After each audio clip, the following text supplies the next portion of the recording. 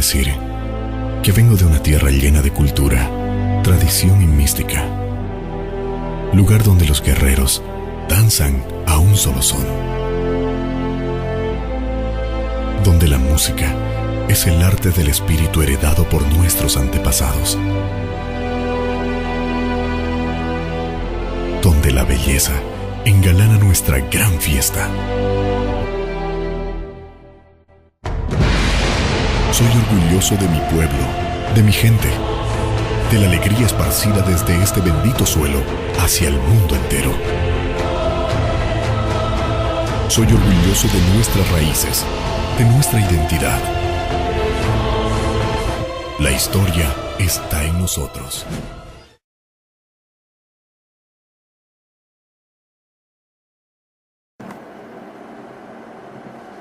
Mi escuela.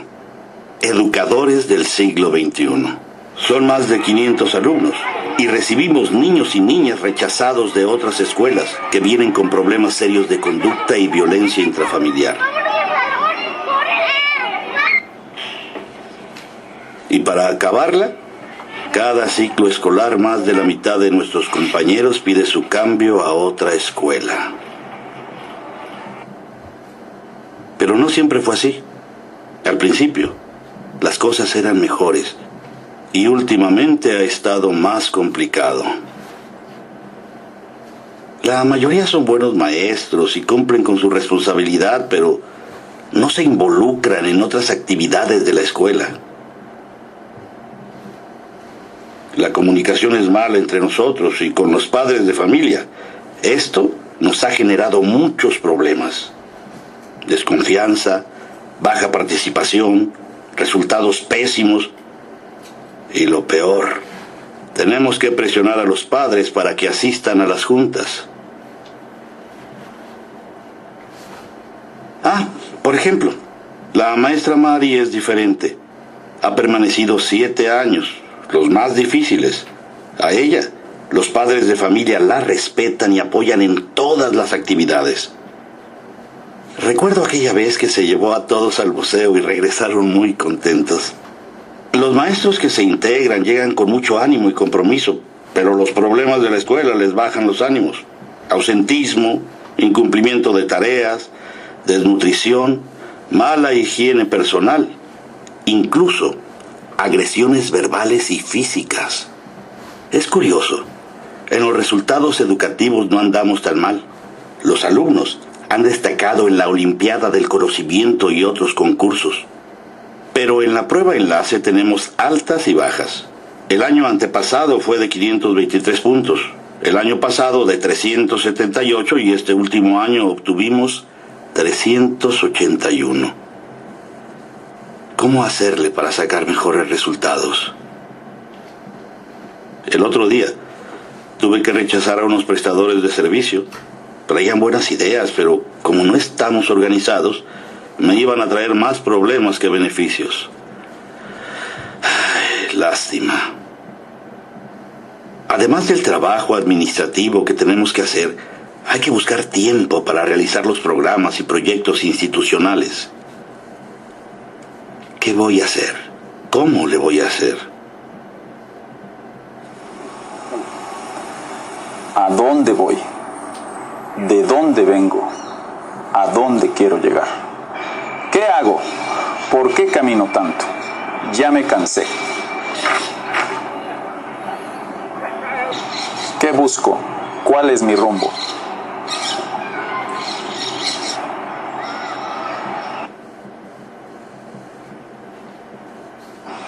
¿Cuántas escuelas conocemos que se encuentran en una situación similar? La mayoría presenta problemas. El reto es cómo solucionarlos, cómo transformar la escuela, qué y cómo cambiar. Estas son algunas de las interrogantes que podemos atender desde el modelo de gestión educativa estratégica. Pero, ¿en qué nos ayuda el modelo? El modelo de gestión educativa estratégica apoya a los centros escolares en la mejora de la calidad de los servicios que ofrecen y los procesos de aprendizaje de los estudiantes. Se estructura a partir de los estándares de gestión para la educación básica, principios de calidad, principios de gestión educativa.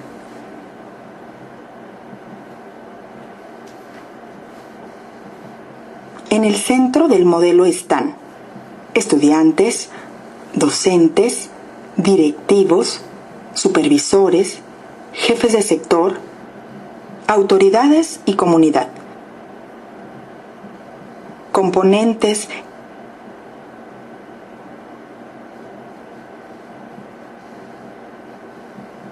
herramientas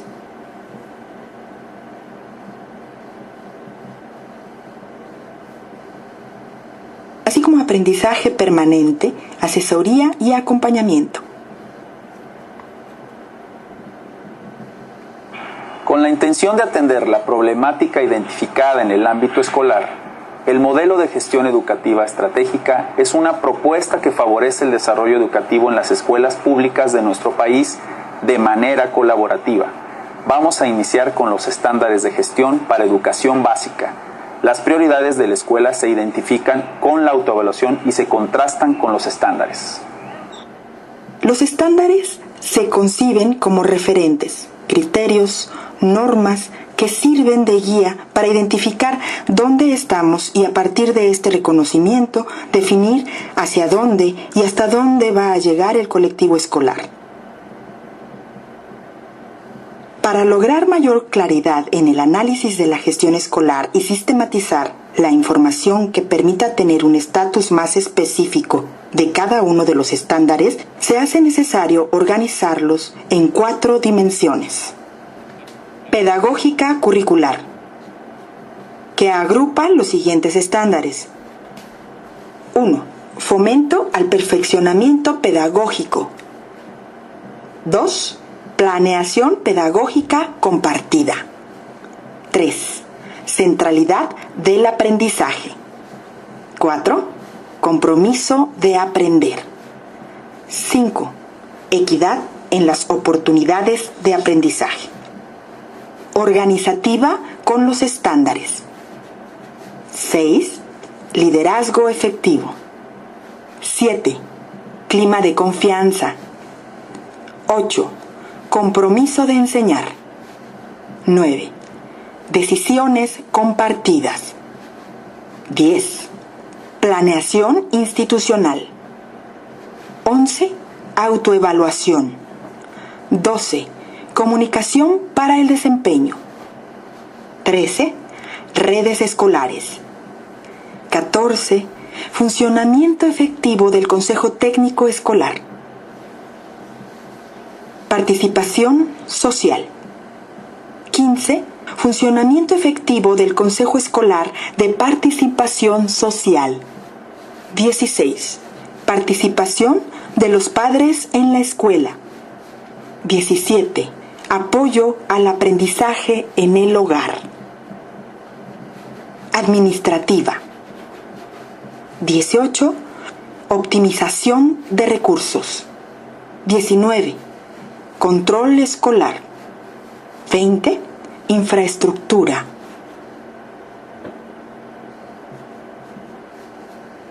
Los estándares reconocen lo que la escuela realiza de manera cotidiana, el punto de partida. Al mismo tiempo, muestra lo que debe lograrse en el aula, desempeño docente, y en la gestión escolar, punto de llegada. Los estándares de gestión me ayudan a identificar la situación actual de la escuela y a proyectar la intención de transformación del centro educativo. A través de una planeación estratégica, los principios de calidad y gestión educativa se hacen efectivos en el ámbito escolar. Dicha planeación se elabora, ejecuta y se da seguimiento y evaluación para constatar que se logren los objetivos establecidos por el colectivo escolar y las autoridades educativas. La UNESCO ha establecido 5 principios fundamentales para acordar qué es la calidad educativa a nivel internacional. Equidad. Responde a las necesidades de cada persona. Asegura que todas tengan oportunidades diferenciadas para hacer efectivo su derecho a la educación. Triple dimensión de equidad. Acceso, recursos y calidad de los procesos educativos. Resultados de aprendizaje. Relevancia. Una educación relevante es aquella que genera aprendizajes significativos y se refiere al qué de la educación y para qué al aprendizaje de competencias para participar en los ámbitos y retos que impone una sociedad del conocimiento. Se refiere a la facultad para desarrollar un proyecto de vida en relación con otros. Pertinencia. Toma en cuenta los contextos sociales y las características de los estudiantes en congruencia con el currículo a desarrollar, de tal forma que los contenidos educativos sean significativos, acordes y vanguardistas. Eficacia. Hace referencia a la medida y a la proporción en la que se alcanzan los objetivos educativos. Es lo que se observa y valora como impacto de la educación. Eficiencia. Es la relación entre los propósitos educativos esperados y los aprendizajes logrados, mediante la utilización óptima de los recursos destinados para ello. Los principios de calidad y de gestión educativa son transversales al desarrollo y al ejercicio de los componentes del modelo de gestión educativa estratégica, es decir, la base del liderazgo, del trabajo colaborativo, de la participación social, del diseño de la planeación y la realización de la evaluación. Dichos principios rigen la forma como los docentes se relacionan y ejercen en la práctica los componentes. Los principios de calidad y de gestión educativa son la plataforma sobre la cual se sustenta el modelo de gestión educativa estratégica. Ambos referentes de las prácticas y las relaciones de los actores educativos en su dinámica cotidiana. Autonomía responsable. Se pretende que los centros educativos tengan mayor libertad de operación e innovación en sus planes y proyectos. Corresponsabilidad. Requiere poner en práctica un trabajo colaborativo y un liderazgo compartido, en donde cada uno de los integrantes asuman la responsabilidad que les corresponde a partir de la visión escolar establecida. Transparencia y rendición de cuentas. Establecer estrategias de información y comunicación con la comunidad educativa para que conozcan las actividades y los resultados de la gestión. Flexibilidad en las prácticas y relaciones. Se refiere a las prácticas y relaciones que se mantienen dentro del aula y en la organización escolar, donde los actores llevan a cabo acciones flexibles para adaptarse a su nuevo contexto y lograr los objetivos educativos. Como se enunció anteriormente, el desarrollo del modelo involucra los siguientes componentes: liderazgo compartido, trabajo colaborativo, planeación estratégica, participación social responsable y evaluación para la mejora continua. Son elementos que permiten la transformación de la gestión escolar a través de las acciones que los participantes realizan al intervenir de manera proactiva en hechos concretos y de acuerdo a circunstancias del contexto. Liderazgo compartido. El doctor Armando Loera Varela define el liderazgo como la capacidad de influir en las personas para que se esfuercen voluntaria y entusiastamente en el logro de las metas del grupo. Es conveniente en la estructura organizativa de una escuela determinar el rol de los actores para colaborar en el logro de los objetivos. Trabajo colaborativo. En las instituciones educativas implica procesos que faciliten la comprensión, la planificación, la acción y la reflexión conjunta acerca de qué se requiere hacer y cómo. Planeación estratégica. Es el proceso sistémico y sistemático para la mejora continua de la gestión, derivado de la autoevaluación y basado en consensos, con una dirección a mediano plazo y con la participación de los actores educativos interesados en el diseño y la ejecución del plan escolar. Participación social responsable. Se refiere a la participación de los padres de familia, de la comunidad y organismos interesados en el acontecer del centro educativo, cooperar con el colegiado en la formulación y en la ejecución del plan escolar, tomando decisiones conjuntas y realizando tareas de Contraloría Social. Evaluación para la mejora continua. Este componente se define como la valoración colectiva y crítica de los procesos implementados en sus fases de planeación, desarrollo e impacto, caracterizada por una actitud de responsabilidad por los resultados propios y de apertura a juicios externos, factores fundamentales para la toma de decisiones. El resultado del análisis nos ayuda a tomar decisiones con mayor certeza sobre lo que debemos cambiar o fortalecer. En este sentido, las herramientas son un aspecto importante que la escuela debe de considerar en su proceso de gestión. Las herramientas permiten planear y dar seguimiento a la gestión escolar, las cuales son medios para asegurar que las acciones planeadas y realizadas permiten el avance y la concreción de la misión y de la visión de la escuela. Son 4 las herramientas del enfoque estratégico. Dimensiones. Nos sirven para observar, criticar e interpretar lo que sucede al interior y cómo funciona la escuela en sus actividades cotidianas. Plan estratégico. Define a corto y mediano plazo las acciones que la escuela debe asumir para lograr los objetivos y alcanzar su visión. Portafolio institucional. Da seguimiento a las acciones planeadas y ayuda al control de insumos, productos y evidencias de los trabajos. Es necesario llevar el control a modo de un archivo técnico, diario de trabajo, memoria o bitácoras.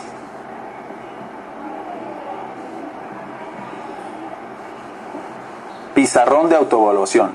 Permite conocer los procesos y resultados de acuerdo a los estándares, objetivos y metas, así como rendir cuentas tras haber realizado una autoevaluación de la gestión escolar.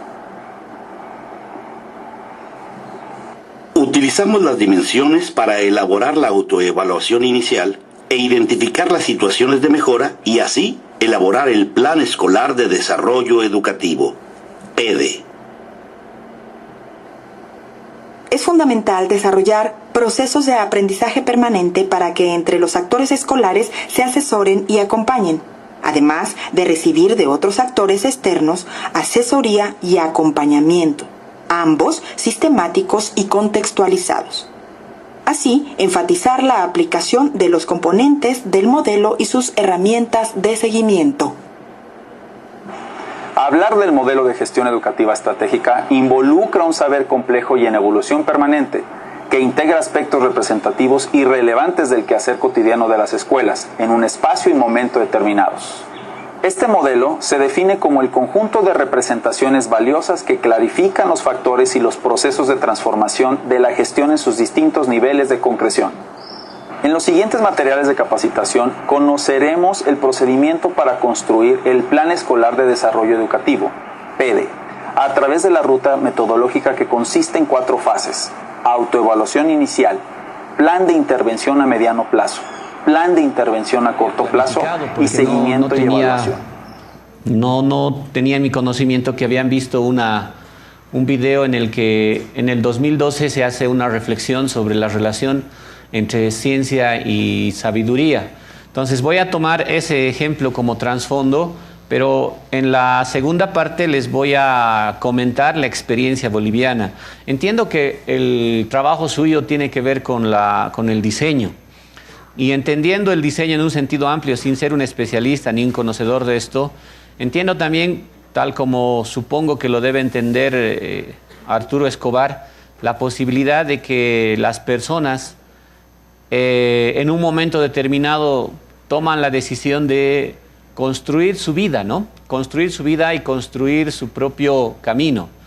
Por lo tanto, se puede hablar y se puede hacer una homologación muy genérica desde el punto de vista de que la construcción de unas instituciones propias serían también como un diseño de lo que quieres que sea tu sociedad.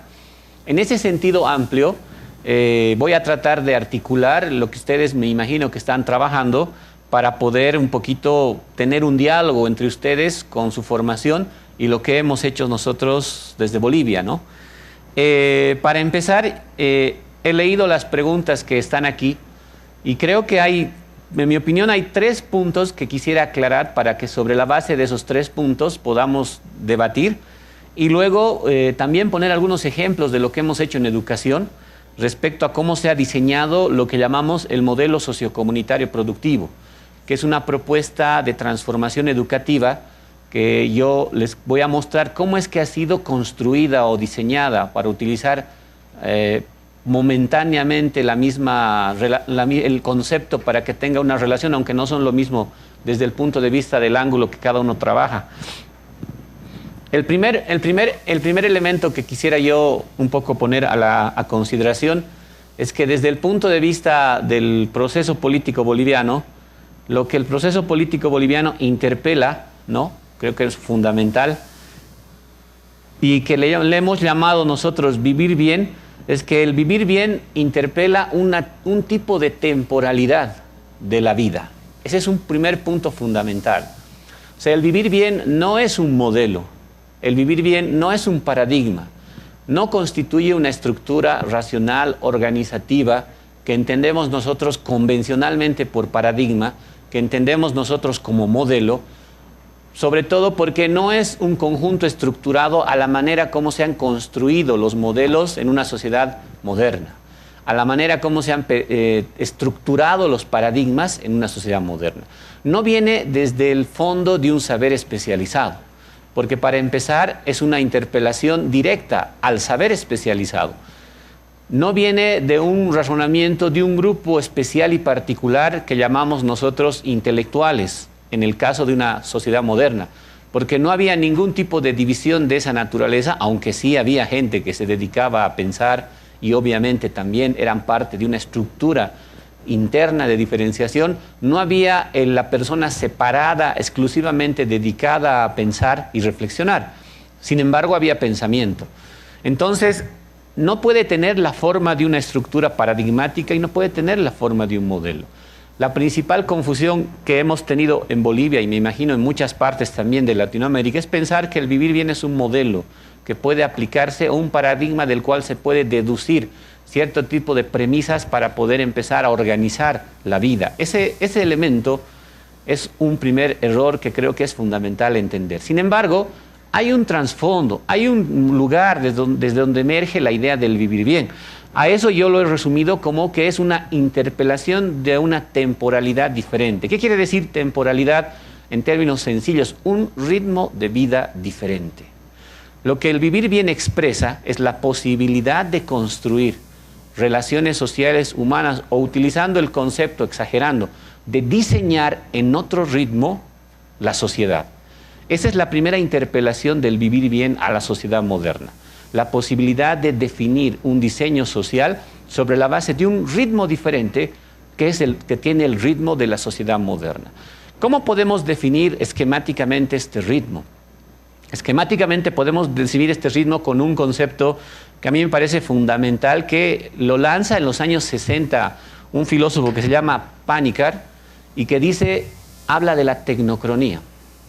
Este concepto es súper importante para mí, porque lo que está diciendo es que la sociedad moderna, que es la sociedad de la aceleración, tal vez si a alguno le interesa discutir esto en el marco de la filosofía actual, el pensamiento occidental, francés y últimamente alemán, hay 2 personas que han reflexionado en los 60 y uno que reflexiona ahora en Europa sobre esta consecuencia de la sociedad moderna, la aceleración.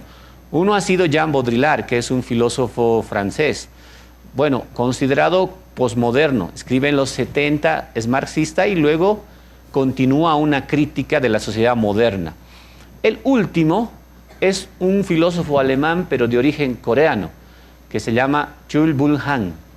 Si pueden ubicar a estos autores, van a entender que desde otra perspectiva, desde dentro de lo que está pasando en la sociedad occidental, van a identificar que la aceleración de la vida es el ritmo con el que se construye y se diseña todo en la sociedad moderna. Entonces, a este ritmo de aceleración que plantea la sociedad moderna, Panikkar le llama en los años 60, antes de los 2, tecnocronía, es decir, el tiempo de la técnica, La técnica produce una temporalidad y el ser humano y la naturaleza se ven arrastrados a la temporalidad de la técnica. Entonces, el diseño de la sociedad, la construcción de instituciones sociales y todo lo que implica la civilización occidental moderna está definida por el tiempo de la técnica, que en otras palabras sería, utilizando este concepto, la tecnocronía de la vida producida por la sociedad occidental. Si entendemos en este marco, si agarramos esta idea para comprender el vivir bien, vamos a entender que el vivir bien es una interpelación a la tecnocronía de la sociedad moderna. Ese es el primer punto. Es una interpelación al ritmo como se construye y se desarrolla todas las instituciones en la sociedad moderna. Un ejemplo para decirlo más social, ¿no? Lo van a encontrar en este filósofo coreano-alemán que se llama Chul-Bul Han, cuando él muestra claramente que las sociedades occidentales actuales son de la aceleración en un elemento tan acelerado que cambia incluso la relación de dominación de las personas, del sistema sobre las personas. En una sociedad en un nivel de aceleración un poco más lento, la sociedad capitalista explotaba a la gente y a las personas, por lo tanto había alguien que te explotaba. En una sociedad diseñada con una aceleración exacerbada, ya no necesitas a nadie que te explote para poder producir más, sino la sociedad acelerada hace que tú mismo te autoexplotes para aumentar la aceleración de la sociedad. Esto lo identifica sobre todo con la economía de mercado, porque la economía de mercado, cuando uno se va preso de eso en la sociedad, uno mismo es el que busca más trabajo, más dinero para tener una vida mejor en esta sociedad, tener un estilo de vida muy costoso, un estilo de vida muy ideal, una forma de vestir, una forma de ser ideal. Entonces ya no necesitas que alguien esté esclavizándote y haciéndote trabajar. Tú mismo te obligas, por entrar al ritmo y a la velocidad de la sociedad, a autoexplotarte. Entonces la característica más brutal, diríamos así, de la sociedad actual moderna es la autoexplotación llevada a cabo por uno mismo. Este es solamente un ejemplo de lo que llamamos el tiempo de la aceleración, si entendemos de esa manera a la modernidad y al capitalismo. Entonces, cuando nosotros hablamos del vivir bien, y en este caso hablamos del tema de la sabiduría, tenemos que entender que el ritmo con el que el vivir bien plantea e interpela la construcción de las instituciones o el diseño es otro ritmo, es otro tiempo. Ahí hay que entender el concepto de armonía. En ese marco se entiende el concepto de armonía. En ese marco se debe entender el concepto de complementariedad, no en otro marco, porque la aceleración también genera su complementariedad, pero es una complementar en el marco de la aceleración.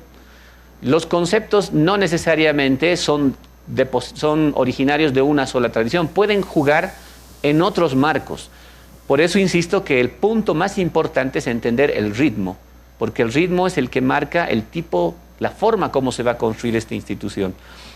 Ahora bien, esa es una primera disquisición importante para empezar a entender un poco el vivir bien. Ahora, lo que nosotros hacíamos en Bolivia, y ahí es un segundo punto importante, es no entender, ¿por qué no queremos entender el vivir bien?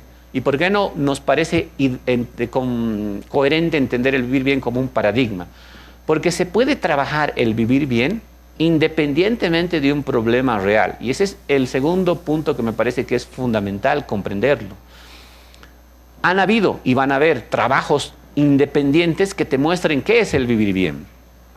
Y esos trabajos independientes que te muestren qué es el vivir bien se pueden dar al margen de un proceso concreto, real, que se esté dando en la sociedad. Y ese es un elemento que para nosotros es fundamental. Si no se articula la reflexión, el pensamiento sobre el vivir bien a un proceso real, entonces no hay una transformación ni de la realidad ni de uno mismo. Esa es una consecuencia. Y esto lo ha mostrado muy bien cualquier tipo de pensamiento de especialidad.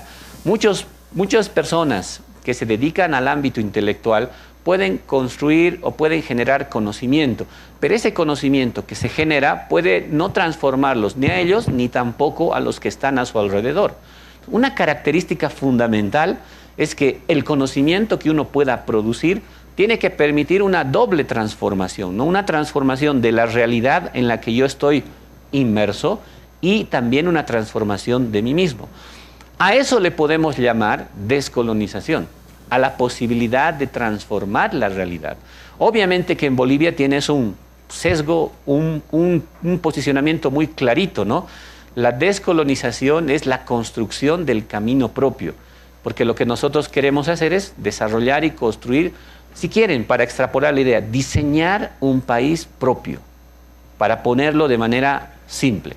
Es diseñar un país propio.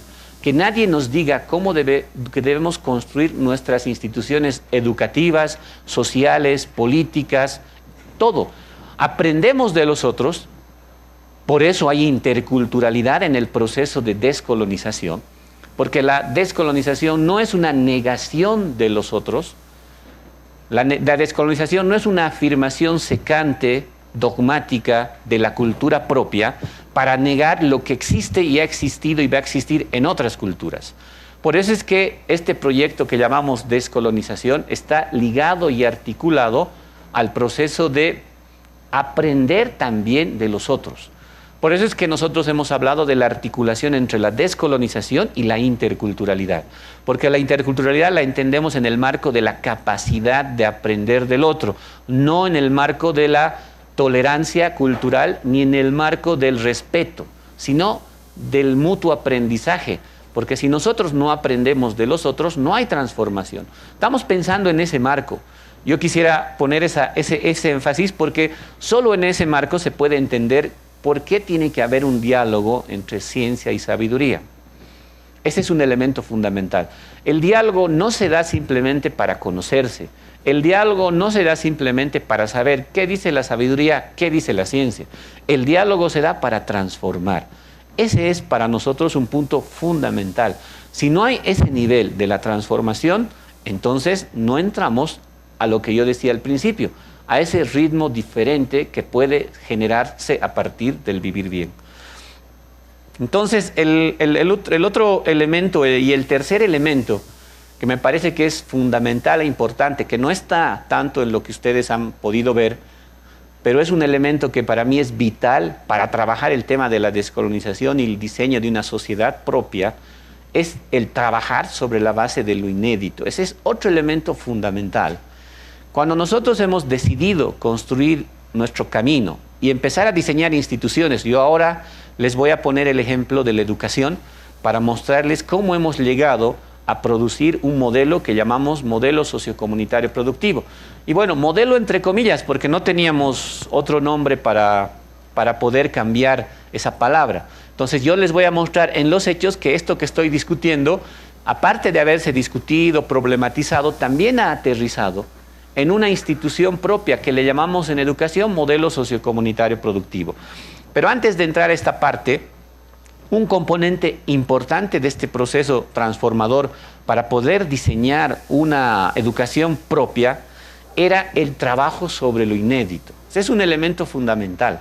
O sea, cuando nosotros empezamos a construir, a pensar, a generar una idea diferente de lo que debería ser la educación descolonizadora en Bolivia o la revolución educativa en Bolivia, nos dimos cuenta que los modelos prefabricados, predefinidos, concebidos anteriormente o por un intelectual o que vienen de otro lado, no servían para construir algo nuevo, diferente.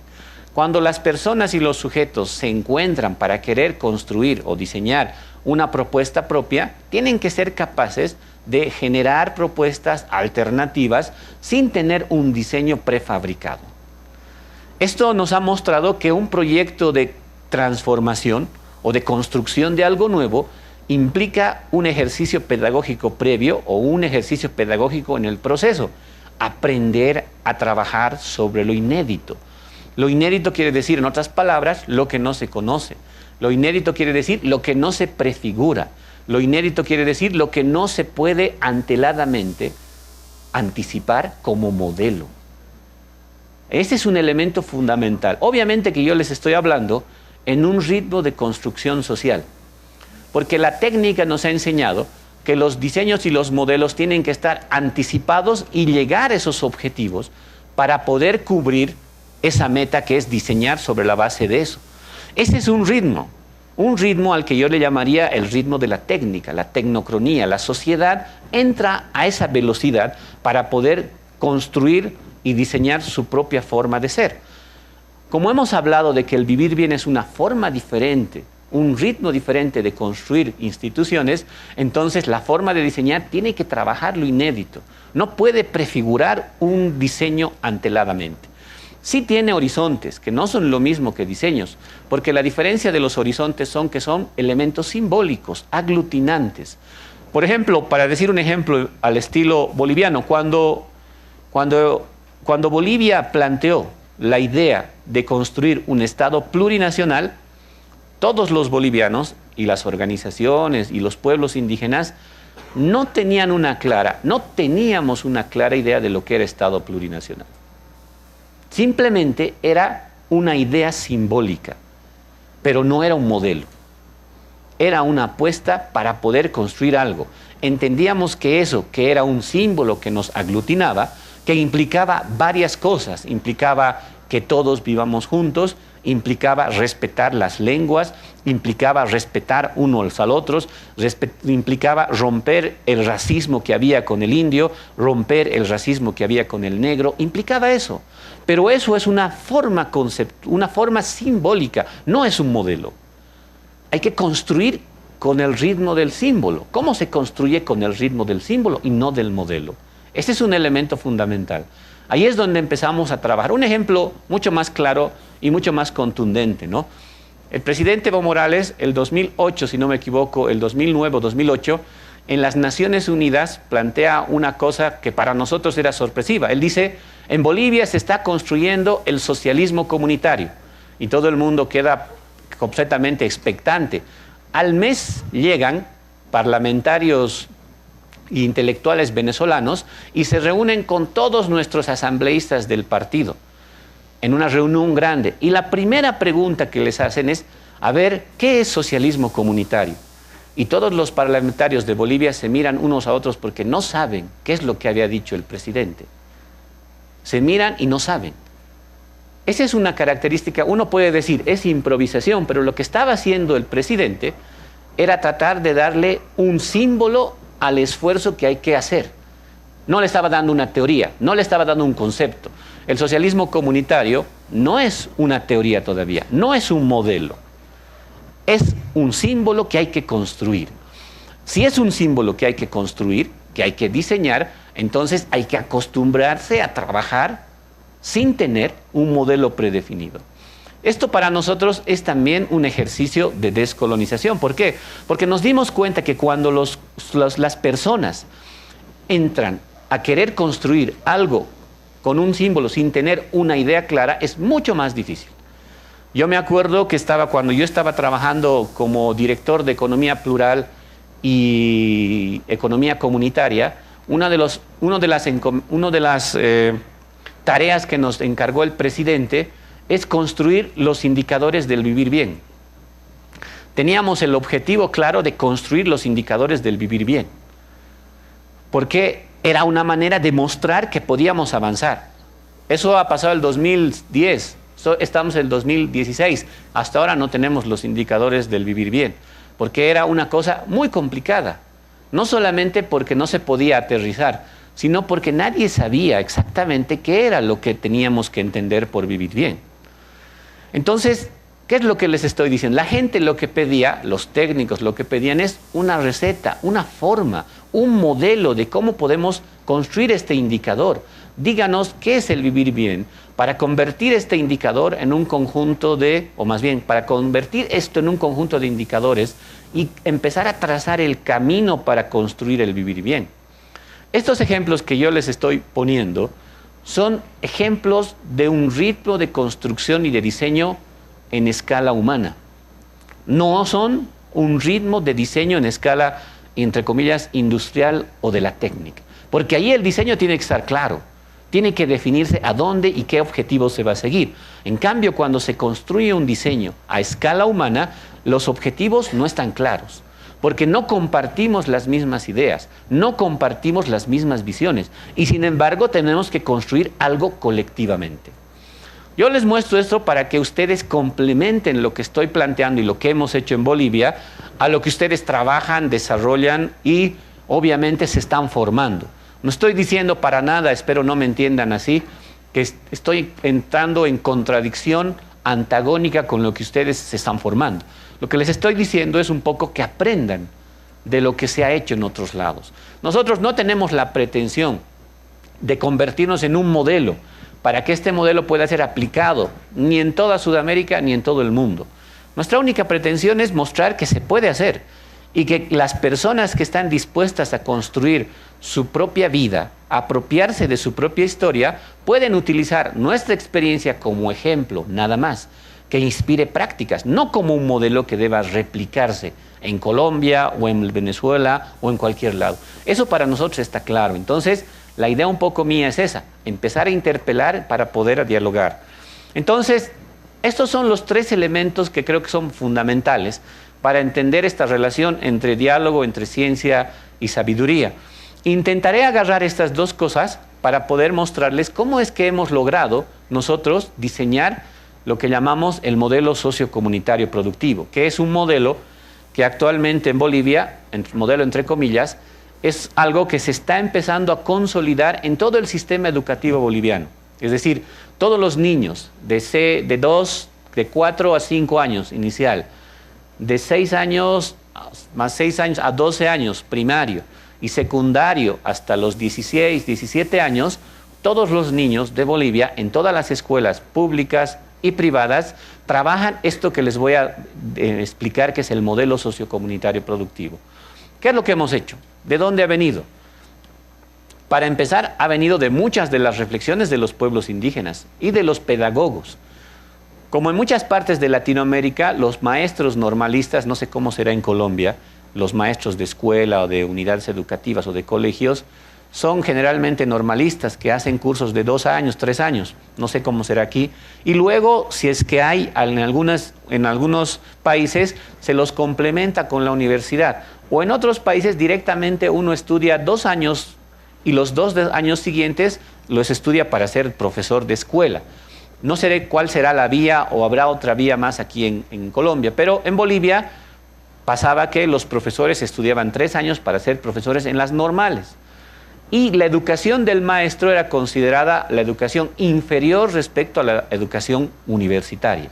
Por lo tanto, los que accedían a ser maestros eran, digamos así, la gente más excluida de la sociedad boliviana.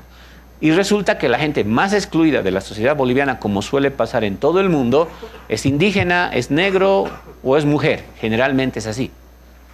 Son la gente más pobre la que accede a los oficios que casi nadie quiere por su baja remuneración, bajo pago, bajo dinero. Eso pasaba en Bolivia. Entonces, ellos eran indígenas también y producieron la idea de una pedagogía educativa sobre la base aymara. Ustedes, si alguna vez tienen la posibilidad de indagar un poquito más, en Latinoamérica, no solo en Bolivia, existe ya un pensamiento indígena que tiene una base más o menos consolidada poco a poco. Se basa en la estructura de la chacana, que es la estrella de la Cruz del Sur, que tiene cuatro espacios, 4 puntos, y trabajan en una lógica de 4, así le llaman ellos, que en algunos le han llamado tetraléctica, no dialéctica, sino tetraléctica, es decir, trabajar en 4 dimensiones. Esta idea de las 4 dimensiones viene de la cosmovisión de que el mundo está organizado en 4 espacios, en 4 tiempos, en cuatro seres que tienen una diferencia y se parecen a la vez. Digamos, la dimensión del ser humano, que es una dimensión, la dimensión de la madre tierra, que es la Pachamama, la dimensión de la espiritualidad, que es otra dimensión, y la dimensión del cosmos. Diríamos que tenemos 4 dimensiones con las que la cosmovisión indígena piensa la realidad. Los que son católicos, aquí debe haber algunos o tal vez cristianos, sobre todo los católicos, piensan en un Dios con 3 dimensiones, ¿no ve? Padre, Hijo y Espíritu Santo. Son las 3 dimensiones. También en Occidente se han definido otros 3 mundos, ¿no ve? El mundo cultural, el mundo de la naturaleza y el mundo del cosmos, el mundo del espacio. En el mundo indígena, como se agarra la idea, la figura de la Cruz del Sur, hay una visión en 4 dimensiones. Estas 4 dimensiones se expresan en cuatro espacios de la realidad social. Con esa idea, los indígenas han intentado proyectar y diseñar una pedagogía propia. De tal manera que, ¿cómo es que nosotros hemos agarrado eso y hemos intentado traducir con eso un modelo educativo? Bolivia actualmente, en todo el sistema educativo, está dividido no en materias, no en áreas, sino en 4 campos. Campo, cosmos y pensamiento. Campo, vida, tierra, territorio. Campo, comunidad y sociedad. Y campo, ciencia y tecnología. Nuevamente esos campos se han inspirado en esta estructura de las 4 dimensiones y han aparecido los 4 campos. Todos los profesores de Bolivia, de las escuelas públicas y privadas, aparte de tener su especialidad, tienen que trabajar por 4 campos. Se dividen en 4 campos. Es más, todas las libretas de calificaciones de las unidades educativas de Bolivia tienen 4 áreas, 4 campos. Ya está estructurado así. Segundo, se ha planteado una educación en 4 dimensiones. Es decir, lo que el profesor trabaja en todas las áreas son 4 dimensiones. El ser, el saber, el hacer y el decidir. Son 4 dimensiones con las que el profesor de física, química, matemáticas, historia, filosofía tiene que sí o sí trabajar. El profesor ya no trabaja solamente el saber y el hacer. Es decir, matemáticas, sumar, restar, saber, hacer, sé sumar, sé restar, sé dividir, sé multiplicar. Saber y hacer. Ahora trabajan el ser. Es decir, la condición de los valores en los niños y las niñas y los jóvenes. Esa es la dimensión del ser. Y trabajan la dimensión del decidir, la capacidad de generar una voluntad política, pero en el sentido no ideológico, sino de capacidad de decidir en colectividad o de decisión en comunidad, no decisión individual. Entonces se trabaja el decidir, el ser, el saber y el hacer, las 4 dimensiones. Los profesores de todas las áreas y todas las especialidades, que me imagino que deben ser casi las mismas en todo el mundo, física, química, historia, matemáticas, cualquiera sea, trabaja y evalúa 4 dimensiones de los estudiantes. Entonces ahí tenemos un elemento más complejo todavía, trabajar en 4 dimensiones. Fíjense que de la cosmovisión indígena que tenía esta forma, hemos logrado aterrizar en una idea más compleja de formación integral de los chicos y de las chicas en las escuelas. Hay también 4 orientaciones metodológicas. Es decir, el profesor, cuando desarrolla su clase, debería trabajar una orientación metodológica muy concreta, que es la práctica, la teoría, la valoración y la producción. Este es un ciclo pedagógico. El profesor, como nos enseñaban a nosotros, no sé cómo será en Colombia, pero en Bolivia el profesor, los que nos tocaba a nosotros, venía y nos dictaba física, por ejemplo, y nos enseñaba qué es la aceleración, qué es la velocidad, no me acuerdo la fórmula, pero nos enseñaban, en el pizarrón nos ponían esas fórmulas, y nosotros teníamos que aprender la fórmula y luego aplicar la fórmula y resolver problemas. El profesor tiene que trabajar desde la práctica. Es decir, no tiene que entrar al pizarrón, tiene que salir del pizarrón, salir del aula y desde ahí empezar a hacer un ejercicio de planificación de cómo se desarrolla el proceso educativo. Ahora les voy a explicar cómo es que se sale del aula. Primero, la idea de la práctica es salir del aula, hacer que la educación esté fuera del aula. Segundo momento metodológico, lo que yo voy a enseñar tiene que ser visto desde el punto de vista teórico, es decir, ¿qué significa eso? He hecho un ejercicio práctico, he salido del aula, vuelvo al aula y digo qué significa lo que he hecho. Ese es el segundo momento metodológico, que sería la práctica. El tercer momento metodológico, que sería la producción. Con lo que yo he aprendido, tengo que hacer algo. Cualquier cosa, cualquier contenido que yo haya aprendido, tengo que hacer algo. Y tercer momento o cuarto momento metodológico, lo que he hecho, lo que he aprendido, lo que he visto, lo que he hecho, tengo que saber cuál es el impacto que tiene eso en la vida mía o en la escuela. Y a eso se llama valoración. Entonces, todos los contenidos y el conjunto de contenidos tienen que atravesar estas 4 orientaciones metodológicas. Y así se desarrolla otro ciclo del proceso educativo. Fíjense, nuevamente, son 4 orientaciones metodológicas, 4 dimensiones de la educación integral y 4 campos de saberes y conocimientos. Este diseño, porque ya es un diseño, no es un diseño producido por un intelectual, no es un diseño producido por un grupo de personas. Es más, cuando nosotros mostramos, así como les he mostrado a muchos de las organizaciones indígenas, las organizaciones indígenas nos dicen, sí, está bien, pero no es lo que nosotros hemos pensado. ¿Por qué?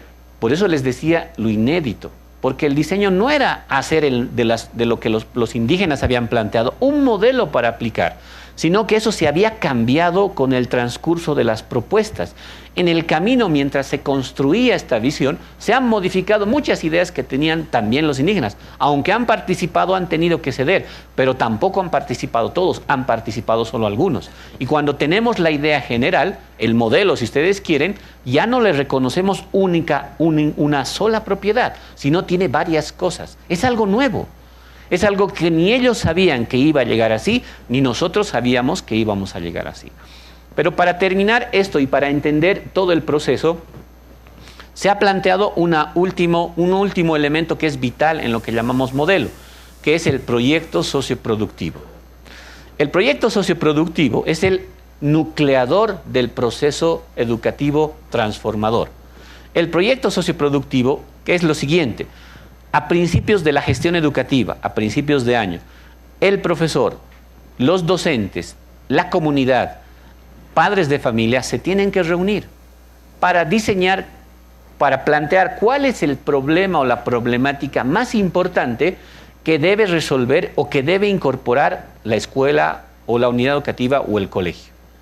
Ellos deciden cuál es el problema. Y el problema que viene de la realidad, que está fuera de la unidad educativa, que no es un problema curricular, que no tiene que ver con el currículum, porque el currículum es algo que se diseña desde el ministerio, que está articulado obviamente con lo que un estudiante debería aprender, a sumar, a restar, a multiplicar, la historia de su país, la concepción filosófica. Esos son contenidos más o menos homologables con lo que cualquier joven debería saber, digamos, en Latinoamérica o en el mundo, para adquirir determinado tipo de competencias, si ustedes quieren. Eso es lo estandarizado de alguna manera. El currículum contiene eso. No es que nos estamos inventando cosas o estamos aprendiendo otras cosas. No. El tema no son los contenidos, sino la forma de aprender. Esos son los elementos de la currícula. Lo que es nuevo y lo que es diferente es el problema que que hay que convertir en PCP. Es decir, el problema de la realidad hay que dialogadamente ver cuál es el problema que tiene la comunidad. En las áreas rurales, en las áreas dispersas, ¿no?, muchos colegios, muchas escuelas nos han planteado PCPs de falta de riego, falta de inversión. En las escuelas de las áreas urbanas nos han planteado problemas de bullying, nos han planteado problemas de inseguridad. Son problemas que son diagnosticados por los distintos actores. Estudiantes no entran, pero entran profesores, porque los estudiantes todavía no están. Es antes de que los estudiantes ingresen a la unidad educativa. Los profesores, los directores se sientan con la comunidad y deciden y plantean cuál es el problema, diagnostican los problemas de la comunidad. Y ese problema se vuelve PCP, es decir, Proyecto Sociocomunitario Productivo. Ahora, ¿qué se hace en la escuela? Una vez que hay el PCP, todos los profesores tienen la obligación de planificar sus actividades y su práctica, esto que he dicho, momento metodológico de la práctica, en respuesta al PCP. Es decir, lo que se aprende tiene que saber para qué se aprende. Y el para qué se aprende del contenido está en función de responder al problema de la realidad, al problema construido y generado. Por ejemplo, cuando se han planteado PCPs de inseguridad, Los profesores de matemáticas y de estadística han decidido hacer que los estudiantes del colegio empiecen a hacer estadísticas sobre violencia, estadísticas sobre la comunidad, y han agarrado, en vez de ir al pizarrón y mostrar cómo se hace una variable, cómo se hace una estadística, directamente han diseñado con los estudiantes la estadística con la comunidad para ver los niveles de inseguridad. Es decir, han trabajado primero la práctica y luego han reflexionado sobre la idea de qué es una estadística, cómo se hace una estadística, y tercero, han hecho la estadística del nivel de la producción, y quinto, han reflexionado, hemos hecho la estadística, hemos mostrado los datos, hemos presentado a la unidad educativa, al colegio. ¿Qué ha reaccionado la unidad? ¿Qué ha dicho la gente? ¿Qué han dicho los estudiantes sobre lo que he hecho? Entonces, ahí hay el cuarto momento metodológico, que es la valoración de lo que se ha hecho. Por eso se dan cuenta, todo este ciclo tiene una forma y una lógica de articulación. A eso nosotros le llamamos proyecto modelo sociocomunitario productivo. Ahora bien, este modelo, ¿no? ¿Qué tiene que ver? ¿En qué se relaciona en el diálogo con la ciencia y la sabiduría? Pues tiene que ver mucho porque, primero, ¿a dónde se orienta la educación? O sea, ¿qué es lo que queremos nosotros formar como personas, como hombres, como mujeres, a través de la educación? Primero, lo que nosotros queremos formar no es una persona que sepa más, simplemente, que conozca más. Es una persona que sea eso, una buena persona. La educación que plantea este modelo, con esta estructura, es una educación en la vida y para la vida. No es una educación para aprender mejor y más, únicamente. Se aprende mejor, sí, porque los pedagogos han descubierto, y eso no es una invención de Bolivia, de que tiene que haber aprendizaje significativo. Y el aprendizaje significativo es mejor cuando el estudiante aprende desde su propia realidad, y no tanto cuando en la escuela le hacen aprender de memoria cierto tipo de fórmulas, lecturas o visiones. El aprendizaje es más significativo cuando el joven o el estudiante aprende desde su realidad que ya conoce o está previamente definida. Eso es lo que dicen los pedagogos. Está bien, el modelo sociocomunitario también tiene una idea, pero no lo aprende desde lo que puede, no es lo único el interés de que el joven o el estudiante aprenda más o mejor. Lo que nos interesa es que sea una buena persona, por eso es una educación en valores. Y esa es una educación en la vida y para la vida. Para ponerles algunos ejemplos, los PCPs, por ejemplo, que ya han sido elaborados, algunos han sido fracasos, otros han sido exitosos. Algunos han logrado cubrir las falencias que han identificado y otros no han logrado cubrir, porque simplemente no es fácil cambiar la realidad. ¿Qué es lo que se ha hecho? Se ha reflexionado con los estudiantes, o es lo que se debería hacer, para poder decirles que no todos los proyectos son exitosos, que hay algunos proyectos que pueden fracasar, pero uno tiene que ser capaz de sacar lecciones para la vida del propio fracaso. Esa es una educación para formar. No queremos nosotros una educación para que todo el mundo tenga éxito. Esa es una gran diferencia, porque en el fondo, y eso lo sabemos muy bien, solo algunos lo logran. La mayoría siempre se frustra. Eso es lo que pasa. Es como me decía a mí un compañero de Santa Cruz, no sé si conocen Bolivia, de la parte más calurosa, de allá donde hay gente muy emprendedora, empresarios, hartos empresarios. Decía, hermano, te voy a invitar a mi casa. En mi casa yo tengo una familia de ganadores, me decía. ¿Por qué? Te vas a dar cuenta. Todos los días en el almuerzo, yo tengo 4 hijos. Todos los días en el almuerzo yo pongo 20 bolivianos.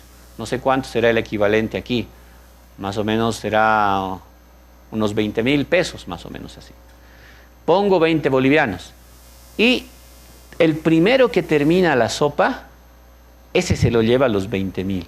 Entonces yo tengo una familia de ganadores porque todos compiten y estoy estimulando la lógica de la competencia.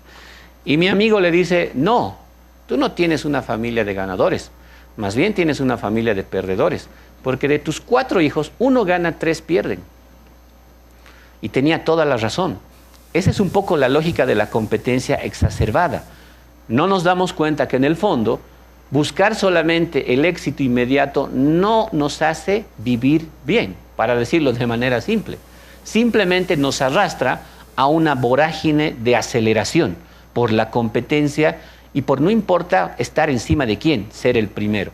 Eso hay que reflexionar, deberían reflexionar ustedes. Para nosotros está claro que no vamos a ir por ese camino.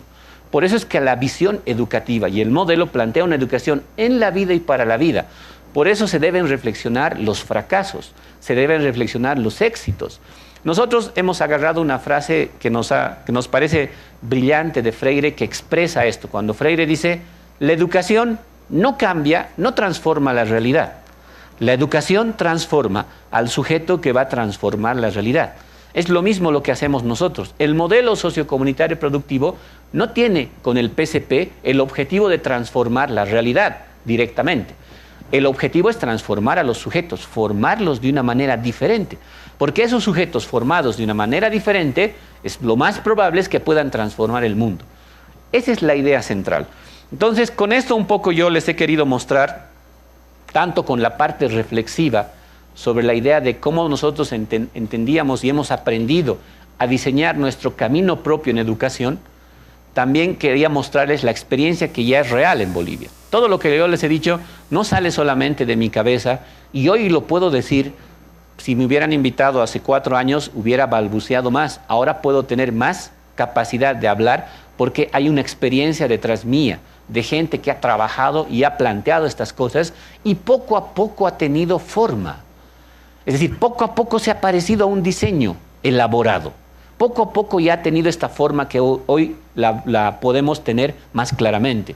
Lo que es importante para mí reflexionar es cómo es que en un ritmo humano se construye un diseño.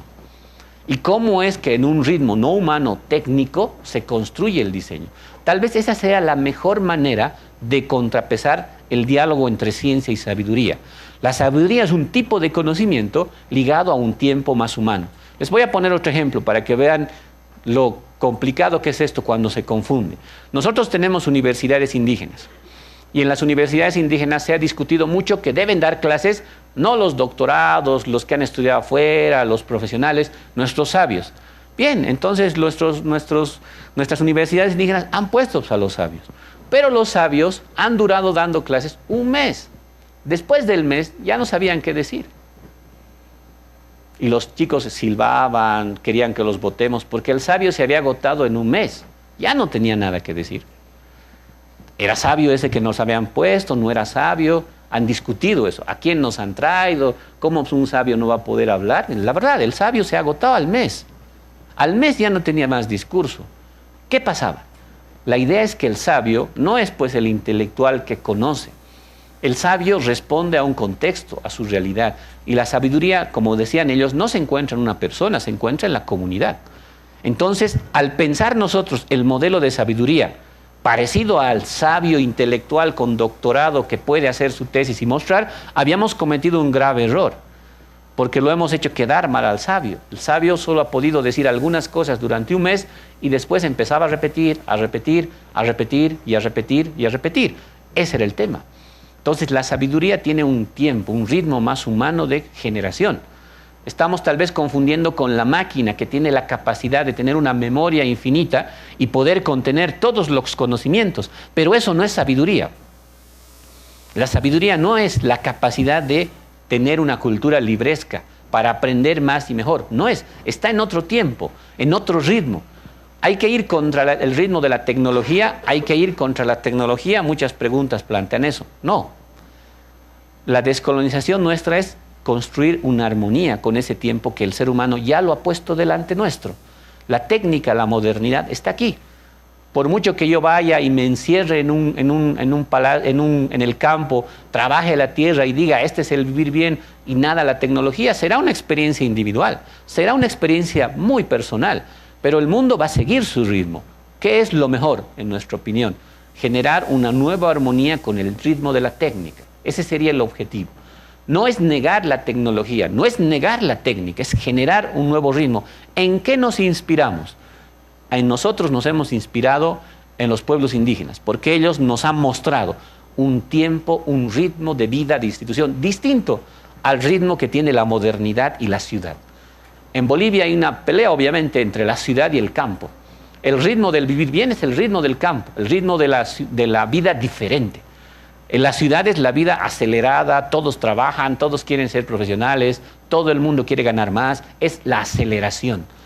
Hay que tener un nuevo ritmo, hay que tener un nuevo tiempo. Entonces, el reto, en mi opinión, digamos, si algo podemos nosotros como Bolivia servir como ejemplo, es intentar armonizar esos tiempos. Ninguna persona, por muy moderna que sea, deja de ser humana.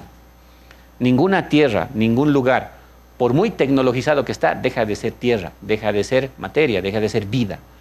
Y el tiempo de la técnica es el que hay que articular al ritmo de la vida, al ritmo del ser humano y al ritmo de la naturaleza. Bueno, aquí me quedo yo. Muchas gracias.